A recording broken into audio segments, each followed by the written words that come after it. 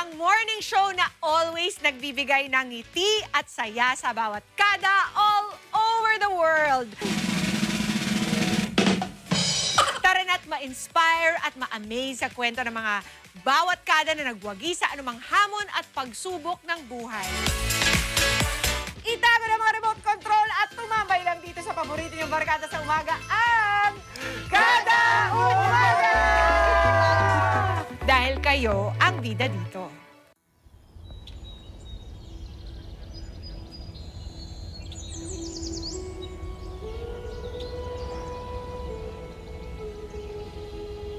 Maraming salamat po, kapatid na Eduardo B. Manalo. Maraming salamat po sa kapatid na Eduardo B. Manalo. Maraming salamat po, kapatid na Eduardo B. Manalo.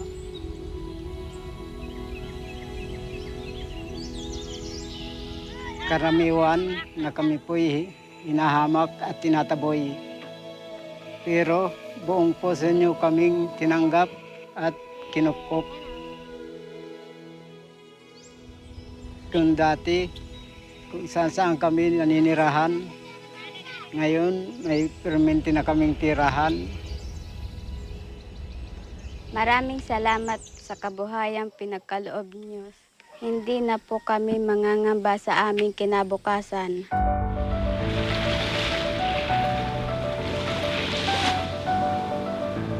Maraming salamat po sa pagbibigay ng edukasyon sa amin upang matupad na ang aming mga pangarap. Mahal na mahal po namin kayo.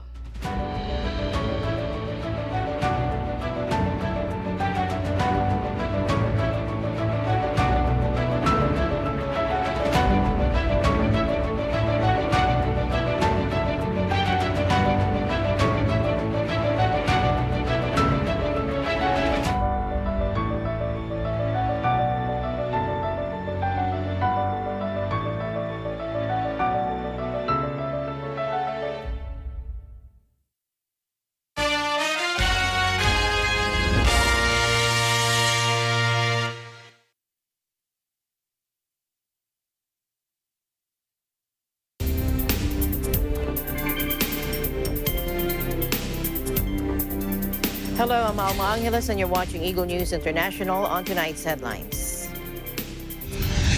Russian forces close in on the Ukrainian capital as global outrage builds over a barbaric attack on a children's hospital in the besieged city of Mariupol. South Korea's opposition conservatives have won the presidency after one of the most bitterly contested campaigns in recent history. Conservative candidate Yoon Suk-yeol took the vote by slightly less than 1%. And the first person to receive a heart transplant from a genetically modified pig has died 2 months after the medical milestone, the hospital that carried out the surgery said.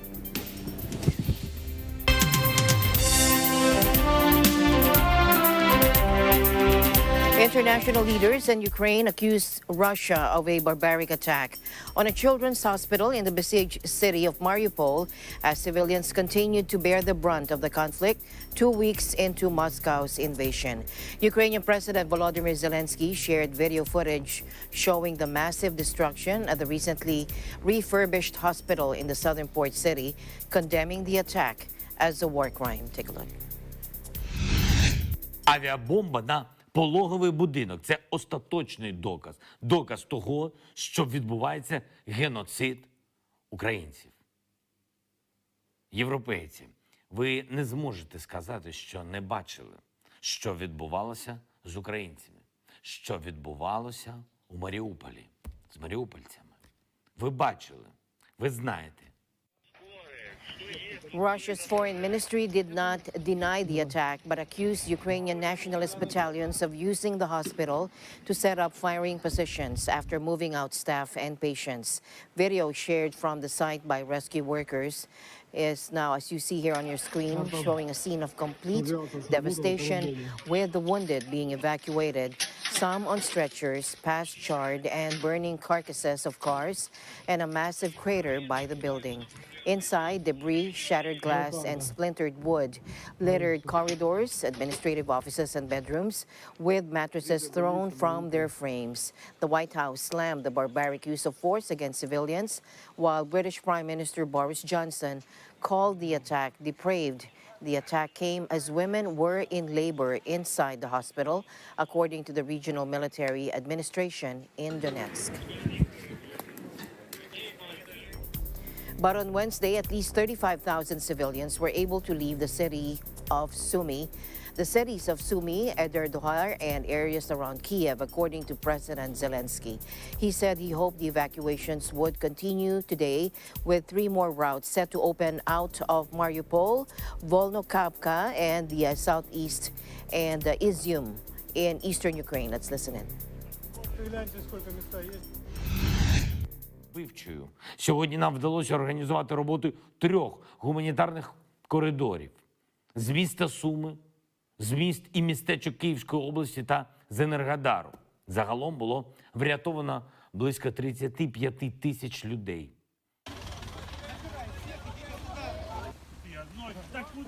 In another development, at least 3 people were killed, including a young girl, in that attack on a children's hospital in Mariupol in southern Ukraine, according to local officials. Now, officials had previously given a toll of 17 injured, including doctors, in the attack. The city council said 1,200 inhabitants have been killed in 9 days of Russian siege. The attack on the children's hospital, described by Ukrainian President Volodymyr Zelensky as a war crime, has triggered international indignation. Save the Children's Eastern Europe Director Irina Sagoyan said in a statement on Thursday, "It is horrifying that a place people seek for help has become one of absolute and utter destruction." She further said working families and children turn to if even hospitals are not safe, they must not become the battlefields where conflicts rage and innocent children are the casualties. Elsewhere, Russia and Ukraine had agreed to open more humanitarian corridors to evacuate terrified civilians from bombarded cities. Safe routes were opening out of 5 Ukrainian areas, including the suburbs of the capital, Kiev, that have been devastated by Russian shelling and airstrikes. Moscow had vowed to respect a 12-hour truce starting at 9 a.m. to allow civilians to flee 6 areas that have been heavily hit by fighting. Ukrainian Deputy Prime Minister Irina Vereshchuk said for the first time the corridors included Irpin, Bucha, and Gostomel, a cluster of towns on the northwestern outskirts of Kiev that have been largely occupied by Russian forces. A corridor was also agreed for the port town of Mariupol, where several previous evacuations have failed, leaving thousands of people without water or power since Friday. In other news, South Korea's opposition conservatives have won the presidency. That is after one of the most bitterly contested campaigns in recent history. We have an update coming in from Christine Jewel Uyabot joining us live from Seoul. Hello, Christine. Yes, Alma. South Korea indeed has a new president. Yoon Suk-yeol, a conservative former top prosecutor, has been elected the country's new president, defeating his chief liberal rival in one of the country's most closely fought presidential elections. He vows to sternly deal with the threat posed by Kim Jong-un's regime. First, let's listen in. 국민의 안전과 재산, 영토와 주권을 지키기 위해 어떠한 도발도 확실하게 억제할 수 있는 강력한 국방력을 구축하겠습니다. 북한의 불법적이고 불합리한 행동에 대해서는 원칙에 따라 단호하게 대처하되 남북 대화의 문은 언제든 열어둘 것입니다. For the last 5 years, Seoul has pursued a policy of engagement with Pyongyang, brokering high-level summits between Kim and then U.S. President Donald Trump, while reducing joint U.S. military drills the North sees as provocative. For President-elect Yoon Suk-yeol, who won a close election by a razor-thin margin Thursday, this subservient approach has been a manifest failure. The outgoing administration of President Moon Jae-in volunteered to play middleman between the US and North Korea but was dumped by both in the end, Yoon said in a pre-election Facebook post. Since the start of the year, Pyongyang has conducted a record-breaking 9 weapons test, including of banned hypersonic and medium-range ballistic missiles. After the North test-fired what it claimed was a reconnaissance satellite component Saturday, Seoul said it was a distinguished ballistic missile. Yoon, 61, said the youthful Kim needed to be taken in hand. At a separate ceremony with supporters, Yoon said he would put top priority on national unity, adding all people should be treated equally regardless of their regional, political, and socio-economic differences. As a candidate, he pledged to supply 2.5 million more homes over the next 5 years and to ease regulations while lowering real estate taxes. One of his most controversial pledges was to abolish the Ministry of Gender, Equality and Family, which he accused of fomenting division between men and women. Critics, however, viewed the move as a bid to young male voters resentful of the rise of feminism. Yoon said he would instead launch a new ministry that will comprehensively handle issues related to children, families, and the demographic crisis. Yoon is to take office in May and serve a single 5-year term as a leader of the world's 10th largest economy. This is Christine Jewel Uyabut. We live in interesting times. Thanks, Jewel. Now we'll be back with more news right after this break.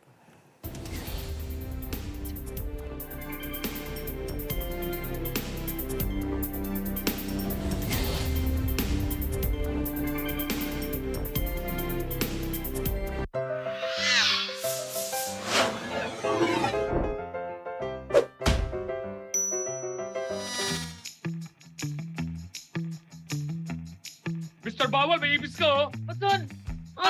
It's a prank! Okay lang manakot. Pero kung mananakot ka para sa boto, bawal yan! Ayon sa Omnibus Election Code, threats, intimidation, terrorism, use of fraudulent device or other forms of coercion is an election offense. Sino kausap mo? Makaalis na nga, sa iba na lang ako mananakot. Mr. Pwede! Mr. Pwede! May malaking ibis sa likod mo! Nox! Babawi ka pa, ha? Di mo ako maiisahan! Ako si Mr. Bawal na nagpapaalala sa inyo na ang pananakot para sa boto. Ibis! Hoy! Bawal yan!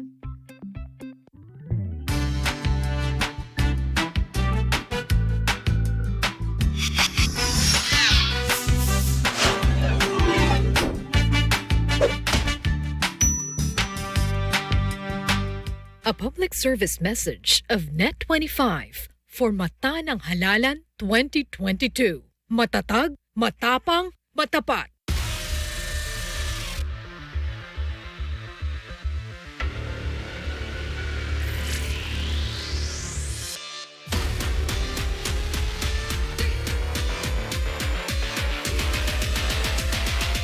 Welcome to Mobile Legends!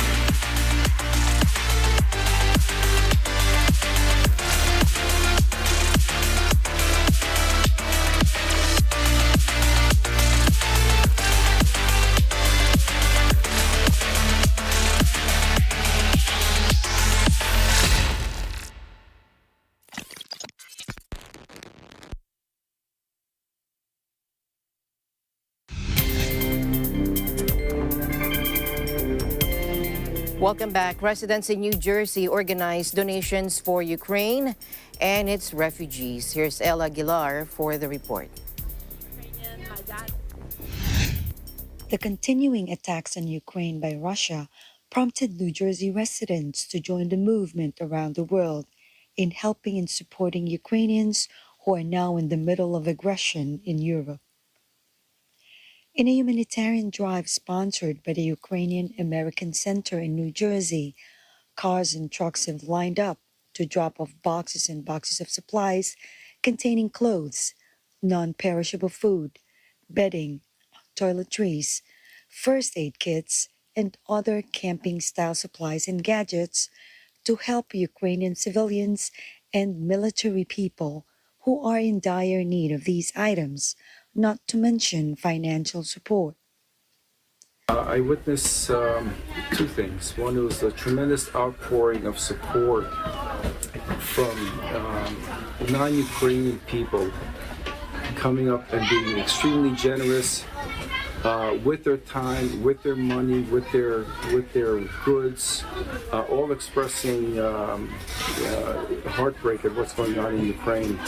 Second thing I witnessed was the governor and the two New Jersey state senators both showing up, which is I've not witnessed that. We've had a governor, a New Jersey governor here before for the groundbreaking of our church, but all three, and with Senator Menendez announcing that they're clearing the 70 the planes from Poland to be accessible for Ukrainian pilots and for Ukrainian defense and offense was wonderful. Good. Well, I have family that lives in Ukraine. My mom has two sisters there. I have a lot of cousins that live there. I am Ukrainian. My dad is Ukrainian. My parents have taught me to love Ukraine. Although I was born in America, I have very strong cultural ties to Ukraine. And it's just a very scary time right now. Everyone's very worried about their family, about what's going on. And, you know, being here, volunteering, helping with this humanitarian drive is just one way that, you know, I can do my part in helping them. Volunteers didn't mind receiving, sorting, and packing the unexpected large donations received from people around New Jersey. First time I'm doing this type of fundraising. The first time I did in 2014. So how does it work? So in 2014, when we announced this to the public, every day we had boxes up to here from the floor to the top. So I knew this time it's going to be much more complicated. So the way I organized this, first of all, we had a big truck outside, which we're going to be packing with the clothes. You can follow this.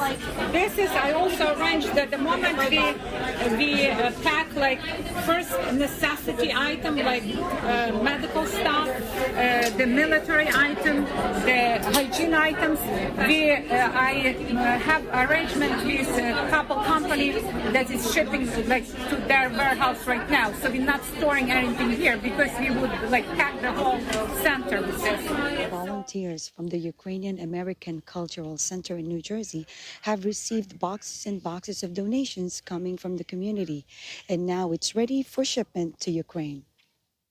The center, according to their website, will continue to receive in-kind and monetary donations to cover the costs of shipment and to purchase on-the-ground goods in Europe.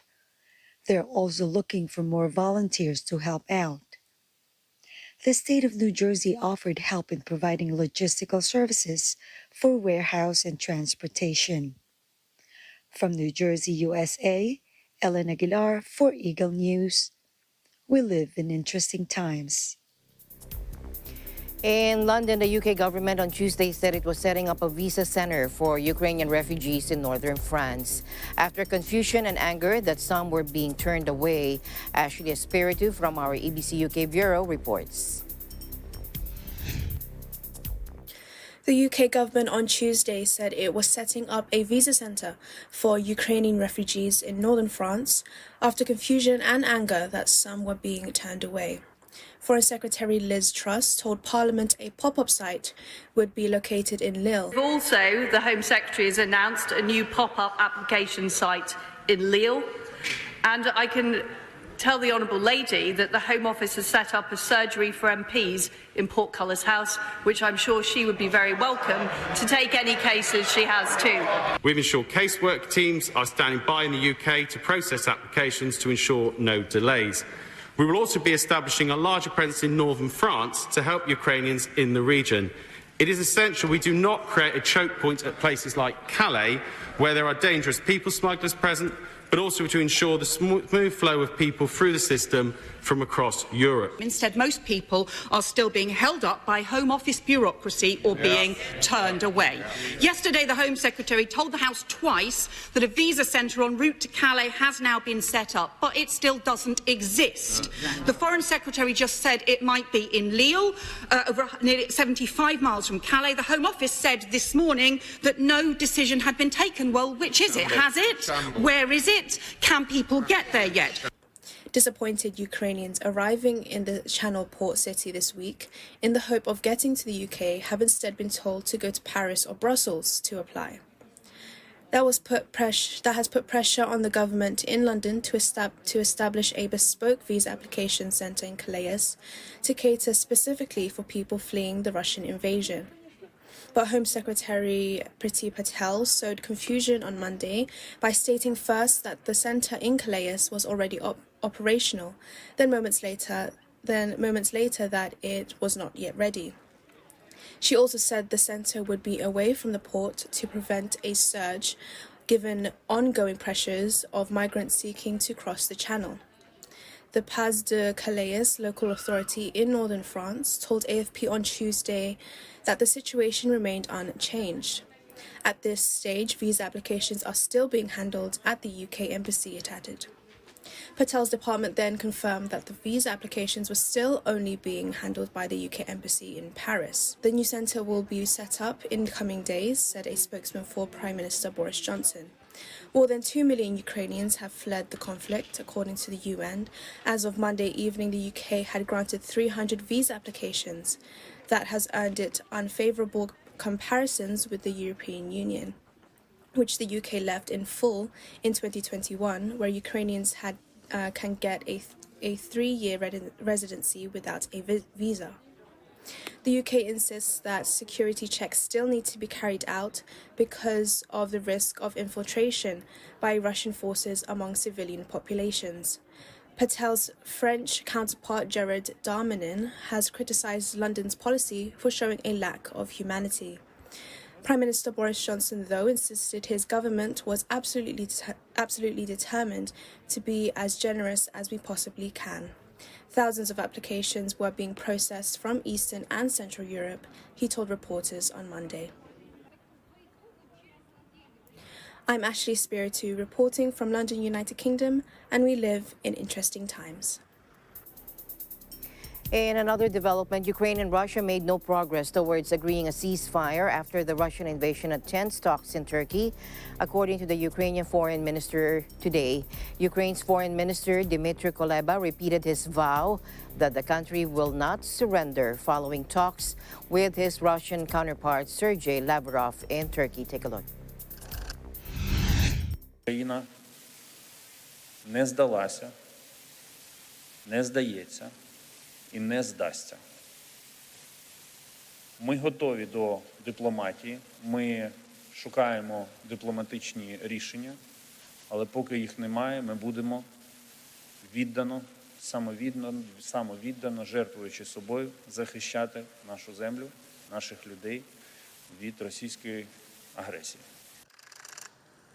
He described the meeting as difficult, accusing his counterpart of bringing traditional narratives about Ukraine to the table. Kuleba said he wanted to emerge from the meeting with an agreement on a humanitarian corridor from the besieged city of Mariupol. But unfortunately, Minister Lavrov was not in a position to commit it, he said. Kuleba also said Lavrov will correspond with respective authorities on this issue. He added that he would be ready to meet with Lavrov again in this format if there are prospects or a substantial discussion and for seeking solutions. Meanwhile, Russia's Foreign Minister Sergei Lavrov accused the European Union and other countries of acting dangerously by supplying arms to Ukraine. Take a look. Что касается поставок оружия на Украину из-за границы, да, мы видим, насколько опасно действуют сейчас наши западные коллеги, включая Евросоюз, который в нарушении всех своих принципов и ценностей так называемых, по сути дела, поощряет поставки смертоносного оружия на Украину, включая тысячи переносных зенитно-ракетных комплексов. Куда эти тысячи переносных зенитно-ракетных комплексов потом попадут, это вопрос, который мы задаем нашим коллегам в Евросоюзе, когда они проявляют интерес к тому, как положить конец политике, создававшейся в ходе многих лет из Украины угрозу Российской Федерации. Ответа нет, как эти ПЗРК будут затем контролироваться. Это на долгие годы будет создаваться угроза, будут создаваться риски для гражданской авиации. И отнюдь не только в украинском небе, они могут расползтись по всей Европе. Lavrov singled out the deliveries of portable air defense systems, saying that they could be used to create risks for civil aviation. Where these thousands of portable missile systems are going to end up is a question, he said, we put to our colleagues in the European Union. Russia's military incursion into Ukraine, which is entering its third week, has seen Western countries sharply increase supplies of military aid to their pro-Western ally Ukraine. Meanwhile, Russia is ready to continue talks with Ukraine within the framework of the existing format in Belarus, but it's too early to organize a summit meeting between the two countries' leaders, according to Foreign Minister Sergei Lavrov today.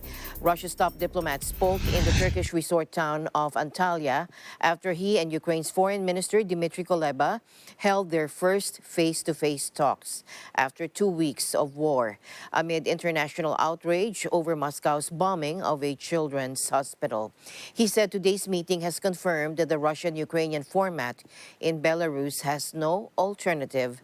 This, he told a press conference after speaking to Mr. Kuleba. Lavrov also stressed that Russia wanted to see concrete results from talks. He also said that Russian leader Vladimir Putin was not against meeting with Ukrainian President Volodymyr Zelensky, but added that first, the two countries' negotiators should lay the groundwork by conducting talks in Belarus. In another development, casual wear giant Uniqlo will suspend operations in Russia. Parent company Fast Retailing said this today, days after its president defended staying open in the country following Moscow's invasion of Ukraine. Uniqlo has made everyday clothing available to the general public in Russia too, as part of our mission, the Japanese firm said in a statement. However, we have recently faced a number of difficulties, it said, including operational challenges and the worsening of the conflict situation. For this reason, it said, we will temporarily suspend our operations. The announcement came after Fast Retailing President Tadashi Yanai on Monday said that the conflict should not deprive people in Russia of clothing, defending an earlier decision to keep its stores in the country open even as rivals Zara and H&M suspended operations. On Thursday, the firm said it condemned all forms of aggression that violate human rights and threaten the peaceful existence of individuals. It also said its mission and responsibility was to provide basic, affordable clothing to all, including those affected by conflict, natural disasters, and other devastations, and noted it had donated $10 million to UNHCR along with clothes for refugees. UN humanitarians on Tuesday described their efforts to reach people in Ukraine, detailing difficulties such as lack of safe and reliable access, depleted stocks, and rising numbers of civilian victims. The spokesperson of UN Office for Coordination of Humanitarian Affairs, or OCHA, Jens Lark, stressed the need to have clarity on humanitarian routes. Take a look. You need to have clarity on the route. It needs to be a route which is safe. You need to have timing for movements. You need to have contact numbers for those running the convoys in and out. You need to know the purpose of each movement. And you need to have a hotline in case it doesn't work. OCHA now has a team in place since yesterday in Moscow to liaise with the authorities there, including with the Minister of Defense, to bring this system of deconfliction forward. They met for the first time yesterday, and they're meeting again today. This situation is really apocalyptic for people. It is getting worse. They are running out of essential supplies. And so our call today is really for life-saving aid to reach these people. We've depleted our stocks, as I said. It stands to reason that people are coming to the end of whatever supplies they had.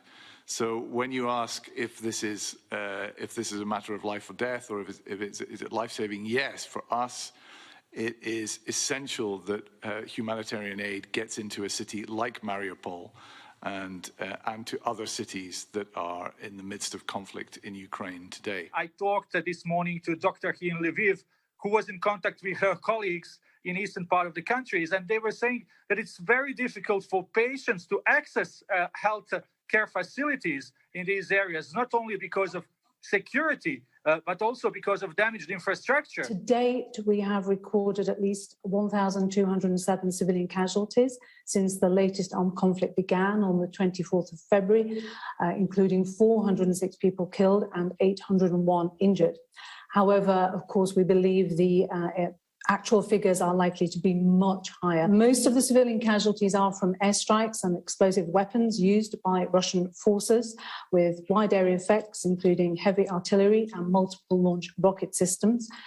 As a result, hundreds of residential buildings in many cities, including Chernihiv, Kharkiv, Kherson, Mariupol, and Kiev, have been damaged and destroyed. The scenes that we're seeing, the breadth of the destruction in Mariupol and in other cities, is raising huge concerns with regards to what is happening to the civilians, to raising huge concerns, appearing to imply that indeed the principles of distinction and proportionality are clearly not being met. More than 2 million people have fled Ukraine to neighboring states as a result of the ongoing war in that country. Among them are 103,000 third country nationals from dozens of countries.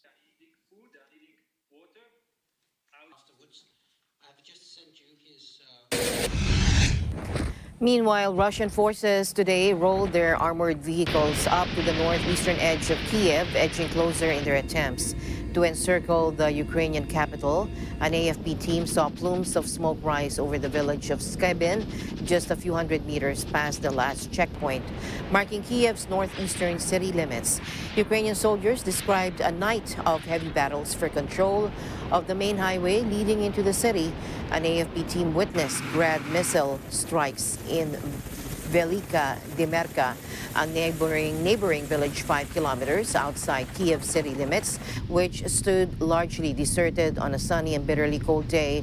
At least half a dozen Grad missiles rained down on the empty road, hitting several houses, which appeared to be empty at the time, and damaging the journalist vehicle. Russian forces have been slowly encircling Kiev, reaching the northwestern edge. On the first day of their assault on Ukraine on February 24, the northwest suburbs such as Irpin and Bucha have been enduring shell fire and bombardments for more than a week, prompting a mass evacuation effort.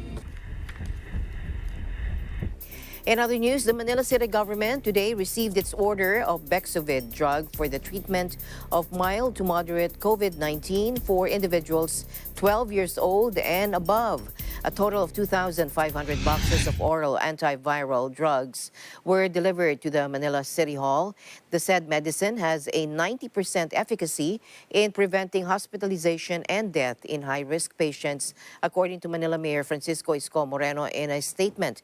In January of this year, the Food and Drug Administration granted a compassionate special permit for the treatment drug Bexovid. It's the first generic version of Pfizer's Paxlovid, the first oral treatment for COVID, and was first authorized for use in the U.S. The FDA earlier said Bexovid could help reduce risks of hospitalization and deaths by 88 to 89% when taken within 3 to 5 days from the onset of symptoms. He added that 2,500 boxes of the initial delivery of the Bexovid drugs are good for 500 patients. The city government has ordered a total of 5,000 boxes of the oral antiviral drug for an undisclosed amount. And the news continues here on Eagle News. We'll be right back.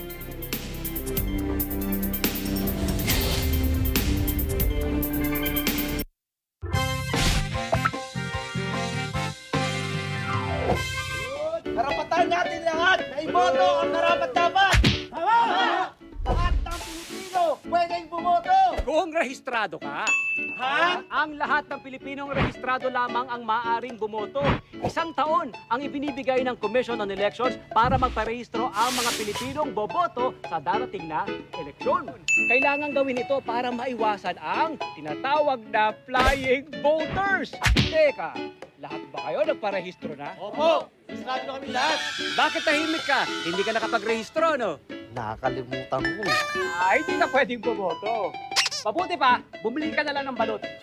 Pagka kami pa bumili ng balot, pwede na kami bumoto. Hindi, pero mabubusog ka. Para sa karagdagang kaalaman, makipag-ugnayan lang sa pinakamalapit na barangay o bisitahin ang COMELEC website. A public service message of Net25 for Mata ng Halalan 2022. Matatag, matapang, matapat. Ani, ano ba? Yung anak natin, patahimikin mo na, patahanin mo. Ayoko. Weird ng anak natin na yan. Hi, ako po yung nag-a-apply. Marunong ka ba magluto? Sana nga, paluto mo yung mga paborito namin pagkain. Alam na namin ang sikreto yung dalawa. Oo nga! Bakit hawak mo yan? Couple's necklace na yan. Binigay sa amin ni Esmigong yan. Esmigong?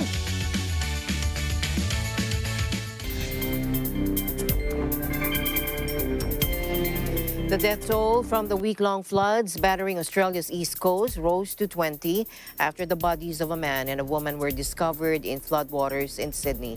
Police said the pair were believed to be a missing mother and son whose car was abandoned in a stormwater canal. Tens of thousands of Sydney residents have been told to evacuate their homes as severe storms and flash flooding inundated swathes of Australia's largest city Tuesday. The National Weather Bureau warned of a tough 48 hours ahead for Sydney, with 60,000 people subject to evacuation orders and warnings, and the city's Manly Dam beginning to spill. Intense rainfall across Sydney flooded bridges and homes, swept away cars, and even collapsed the roofs of a shopping center and a supermarket. Time-lapse images you see here were taken by monitoring cameras from February 24 to the 2nd of March, and it shows the extent of torrential rain and rising floodwaters in multiple locations in Queensland, Australia. Meanwhile, flood-ravaged eastern Australia has braced for more wild weather. Here's Shailene Calaguas with an update. Shailene. Just as millions of the civilians in southeast Queensland start their massive cleanup of their homes and communities, the weather forecast has threatened extreme weather in the upcoming weeks. Queensland's Premier Anastasia Palaszczuk has begged all of those citizens not to return to their homes if they have been inundated. Queensland had a short few days which showed promising weather and flooding to dry up. Public transport started back up and school once again opened. That was until BOM announced a severe weather warning and all parents of the Metro Brisbane area got texts from schools asking them to pick their children up halfway through the day. The fear alone of the uncertainty of the weather has affected so many civilians, especially those in vulnerable areas like Lismore in northern New South Wales. The flooding in Lismore has reached a record of 14 metres, which had not been seen since the 50s. New South Wales SES has been advising residents and businesses in low-lying areas to immediately evacuate as the flood water was rising incredibly high and at an incredibly fast pace. Lismore's evacuation centres have fed thousands of those that homes were affected, but are starting to struggle as there is a massive shortage of food in all of Queensland and New South Wales. Constant panic buying as the floods destroyed most sources and factories. Most parents had to stay at home and look after their kids while the schools were closed and many workplaces were being understaffed. The Bureau of Meteorology has further issued its most severe thunderstorm warning for intense rainfall from 2 systems over the state's southeast. While the weather conditions continue to increase, disaster assistance has been swiftly activated, funding councils to help them with the cleanup that will be required when the floodwaters recede. It will also go towards repairing roads and other vital public infrastructure damaged by the floods in the hardest hit regions of Gympie, Ipswich, Lockyer Valley, North Burnett, Sunshine Coast and Toowoomba. For now, communities are coming together to share the little we have and helping each other out, and we can only hope and wait for things to return to somewhat normal. Celine Calaguas, Oceana at a Glance, Eagle News. Thank you, Shailene. Meanwhile, Indonesia's Mount Merapi unleashed a torrent of hot clouds, turning the sky a fiery red as molten lava flowed down its slopes today, with the eruption forcing over 250 people to flee their homes, according to authorities. The head of Indonesia's National Disaster Management and Mitigation Agency said the volcano, one of the most active in the world, erupted multiple times overnight, spewing gas, volcanic ash, and rocks that flowed over 5 kilometers down its slopes. Due to the avalanches of hot clouds and ash, 253 people had to take shelter, that according to a statement from Abdul Muhari. Residents have been told to steer clear of an area spanning a 7-kilometer radius surrounding Merapi's crater over warnings of lava and airborne volcanic material, according to Muhari. He added that Mount Merapi is on its second highest alert level since November 2020 after showing renewed activity. Its last major eruption in 2010 killed more than 300 people and forced the evacuation of around 280,000 residents from surrounding areas. That was its most powerful explosion since 1930, which killed around 1,300 people. An eruption in 1994 left about 60 people dead. The Southeast Asian archipelago nation is home to nearly 130 active volcanoes. The first person to receive a heart transplant from a genetically modified pig has died 2 months after the medical milestone, according to the hospital that carried out the surgery. The procedure raised hopes that advances in cross-species organ donation could one day solve the chronic shortage of human organs available for donation, and the team behind the operation say they are optimistic about its future success. David Bennett, 57, had received his transplant on January 7. He passed away on March 8, according to the University of Maryland Medical System in a statement. There was no obvious cause identified at the time of his death, according to a hospital spokesman, adding that physicians were carrying out a review that would be published in a scientific journal. Mohammed Mohiddin, director of the university's cardiac xenotransplantation program, did however say in a video statement that Bennett was having infectious episodes. Bennett came to the hospital in the eastern U.S. state of Maryland in October 2021. He was bedridden and placed on an emergency life support machine. He had been deemed ineligible for human transplant, a decision that is often taken when the recipient has very poor underlying health. Reporting in U.S. media also revealed that Bennett was convicted of stabbing a man several times in 1988, leaving the victim paralyzed and wheelchair-bound before he died in 2007. But medical ethicists hold that a person's past criminal history should have no bearing on their future treatment. And the news continues here on Eagle News. We'll be right back.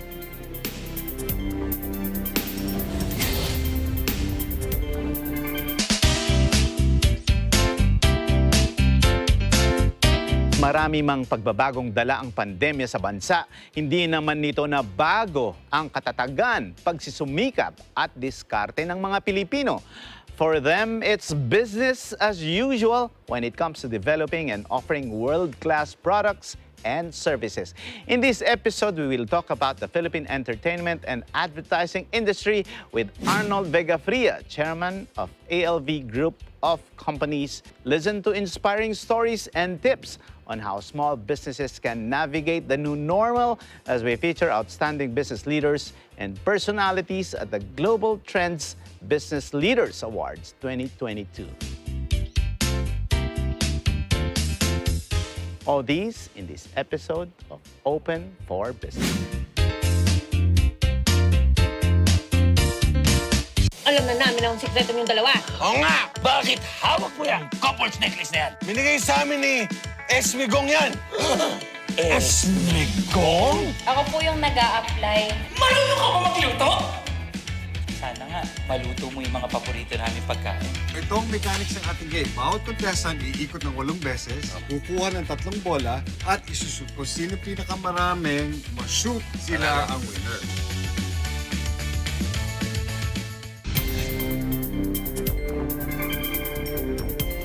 One of the world's most storied shipwrecks, Ernest Shackleton's Endurance, has been discovered off the coast of Antarctica more than a century after it sunk by members of an expedition organized by the Falklands Maritime Heritage Trust. The expedition left Cape Town on February 5 with the South African icebreaker. Endurance was discovered at a depth of 3,008 meters in the Weddell Sea, about 6 kilometers or 4 miles from where it was slowly crushed by pack ice in 1915. Take a look. Kind of up there with, the great shipwreck discoveries, the Vasa, the Titanic, and the Mary Rose, and others. And I suppose what the broader significance of it is both the sort of historical, archaeological side, and the scientific side, trying to understand, what makes the Antarctic environment so unique and so special. And here's another example: wood is amazingly well preserved in the Antarctic. And there's only a few other places where that is the case. There's the Black Sea and the Baltic Sea, and those are characterized by having almost no oxygen really in the bottom of the ocean there, or those seas, and they get amazing preservation of shipwrecks. It's really astonishing. But it seems that Antarctica may also be a shipwreck vault, if you like, because of the lack of particular species which normally eats wood. But Antarctica is rich in oxygen. There's plenty of marine life. There's plenty of activity. It's not a place for you to think that it would be perfect preservation, and it looks quite remarkable. And I think that's probably simply because of the absence of those wood-eating worms that we thought were could be there but are not. And they're a kind of a keystone species. Everywhere else in the world's oceans, and the sea ice there can get very thick very quickly and actually crush a ship or at least hold its progress. And of course, to search for something on the seafloor, you need to be able to move around and survey and everything else. Obviously they had these very powerful hybrid ROVs, remotely operated vehicles, mini submersibles, which are able to survey quite a broad area of the seafloor. But even so, it was right at the end of their voyage, from my understanding, that they found it, which shows just how difficult it is. And there's obviously, therefore, a large amount of luck. And The expedition, organized by the Falklands Maritime Heritage Trust, left Cape Town on February 5 with a South African icebreaker, hoping to find the Endurance before the end of the Southern Hemisphere summer as part of Shackleton's Imperial Trans-Antarctic Expedition between 1914 and 1917. Endurance was meant to make the first land crossing of Antarctica, but it fell victim to the tumultuous Weddell Sea. Just east of the Larsen ice shelves on the Antarctic Peninsula, it became ensnared in sea ice for over 10 months before being crushed and then sinking. The voyage became legendary due to the miraculous escape Shackleton and his crew made on foot and in boats. The crew managed to escape by camping out on the sea ice until it ruptured. They then launched lifeboats to Elephant Island and then South Georgia Island, a British overseas territory that lies around 1,400 kilometers east of the Falkland Islands. Despite the hardships, all of the crew survived. And finally, in our news, over 20,000 dogs of all shapes and sizes are set to flock to the show for the first time since the outbreak of COVID-19 pandemic, the latest chapter in a history that goes back almost 140 years. Ryan Florentino reports. The world's largest international dog show, Crufts, which was set to be held in July, was cancelled due to the global pandemic, but it's back this March with thousands of dogs, owners and spectators heading to Birmingham. Tens of thousands of dogs and their owners are expected for the return of the biggest dog show on Thursday, as Crufts makes a comeback after a 2-year absence. The last edition was in March 2020, just before Britain locked down as coronavirus swept the globe and before the country geared up to leave the European Union after Brexit. More than 20,000 dogs are due to attend the 4-day event, competing on looks, obedience, and agility at the National Exhibition Centre near Birmingham in central England. But Russian dog owners and their animals have been banned from attending after organizers at the Kennel Club condemned Moscow's invasion of Ukraine. In the light of rapidly evolving circumstances, it is with a heavy heart we have taken the decision to not allow exhibitors from Russia to compete at Crufts 2022, they said. The decision affects about 30 Russian owners and breeders and 51 dogs that have been due to participate in the show, which was first held in 1891. Our friends in Ukraine and their dogs are fearing for their lives, and we will do all that we can to support them wherever possible, the Kennel Club added. It is donating £50,000, 60,000 euros, or $66,000 to help partner organizations in Ukraine, Poland, and Hungary to help breeders, owners, and their dogs affected by the conflict. Some 150,000 people attended Crufts in 2020, but this year's organizers are expecting smaller crowds. Some 16,000 dogs from 38 countries are in the running to bag 7 spots for the prestigious Best in Show finale, which will be decided on Sunday evening. Since the UK's full departure from the EU in January last year, European visitors and their pets are subject to more strict entry requirements. The winner of the 2020 Best in Show was Maisie, a wire-haired dachshund. Reporting from the United Kingdom, I am Ryan Florentino, and we live in interesting times. Thanks, Ryan. As always, I'll end the day on a thoughtful note. Our ability to look back and smile at our past is proof that God's plan is to keep us moving forward. This has been Eagle News International. I'm Alma Angeles. Stay alert, stay informed, because we live in interesting times. Good night.